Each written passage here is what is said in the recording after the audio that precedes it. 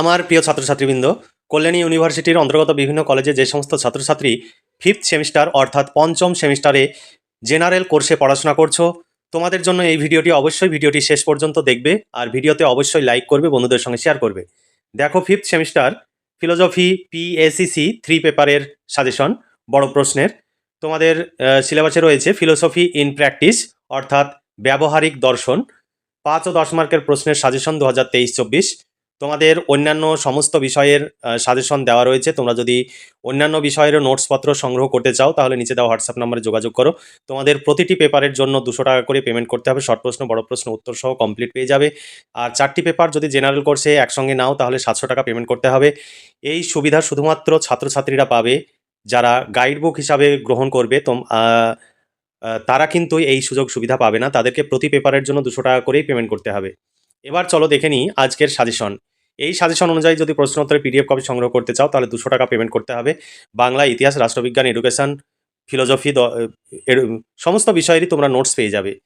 তোমাদের ডিএসসি, তারপরে বাংলা, রাষ্ট্রবিজ্ঞান, ইতিহাস অনার্সেরও তোমরা নোটস পেয়ে যাবে। নিচে দেওয়া হোয়াটসঅ্যাপ নাম্বারে যোগাযোগ করতে পারো অথবা তোমরা ফোনে কথা বলে নিতে পারো, তারপর তোমরা নোটস সংগ্রহ করতে পারো।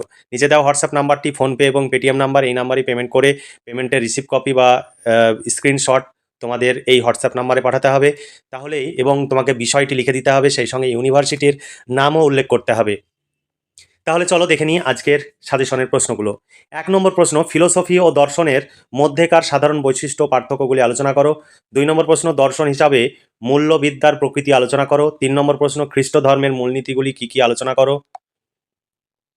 4 নম্বর প্রশ্ন, গীতাকে অনুসরণ করে জগতের আদর্শ এবং এর সঙ্গে সংশ্লিষ্ট পূর্ণতার উপায় বিষয়ে আলোচনা করো। 5 নম্বর প্রশ্ন, দার্শনিক অনুসন্ধানের স্বরূপ আলোচনা করো। 6 নম্বর প্রশ্ন, পূর্ণতা সম্বন্ধে প্লেটোর মতামত বা মতবাদ ব্যাখ্যা করো। যেগুলো বেশি স্টার চিহ্ন দেওয়া রয়েছে সেগুলো বেশি ইম্পর্টেন্ট, যেগুলো কম স্টার চিহ্ন দেওয়া রয়েছে সেগুলো তুলনামূলকভাবে কম গুরুত্বপূর্ণ।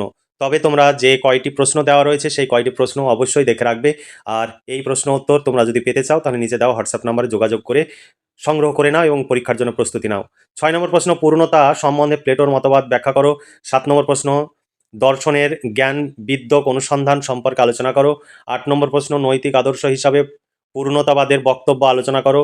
9 নম্বর প্রশ্ন, গীতা অনুসারে নিষ্কাম কর্মের ধারণাটি ব্যাখ্যা করো। 10 নম্বর প্রশ্ন, পাশ্চাত্য দর্শনে মূল্যবিদ্যার অনুসন্ধান সম্পর্কে আলোচনা করো।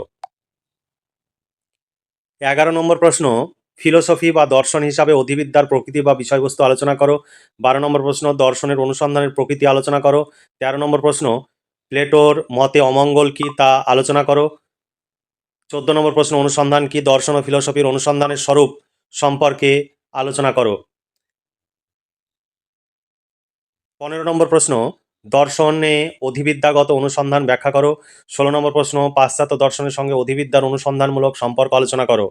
তোমরা এই সমস্ত প্রশ্নের পিডিএফ কপি যদি সংগ্রহ করতে চাও তবেই নিচে দেওয়া হোয়াটসঅ্যাপ নাম্বারে যোগাযোগ করবে। আর যদি সংগ্রহ করতে না চাও তাহলে আমি বলবো যোগাযোগ করবে না। তোমরা ইউটিউব ভিডিওর যে কমেন্ট সেকশন রয়েছে সেখানেই তোমরা কমেন্টস করে তোমাদের যদি কোনো কিছু প্রয়োজন হয় সেটি সেখানে লিখে জানাবে। তারপরে দেখো 17 নম্বর প্রশ্ন, প্লেটোর মতে মূল্য বিদ্যাগত অনুসন্ধান সম্পর্কে আলোচনা করো। 18 নম্বর প্রশ্ন, কান্টের মতে পূর্ণতা লাভের উপায় কি আলোচনা করো। 19 নম্বর প্রশ্ন, ভারতীয় দর্শনের মূল্য বিদ্যাগত অনুসন্ধান আলোচনা করো। 20 নম্বর প্রশ্ন, পাশ্চাত্য দর্শনের অধিবিদ্যক অনুসন্ধান হিসাবে সামগ্রিকভাবে জগতের অনুসন্ধান ব্যাখ্যা করো। 21 নম্বর প্রশ্ন, বৌদ্ধ ধর্মের মূলনীতিগুলি লেখো। 22 নম্বর প্রশ্ন, অদ্বৈত বেদান্ত মতে জগৎ তত্ত্বের মধ্য দিয়ে কিভাবে পূর্ণতার ধারণায় পৌঁছেছেন আলোচনা করো।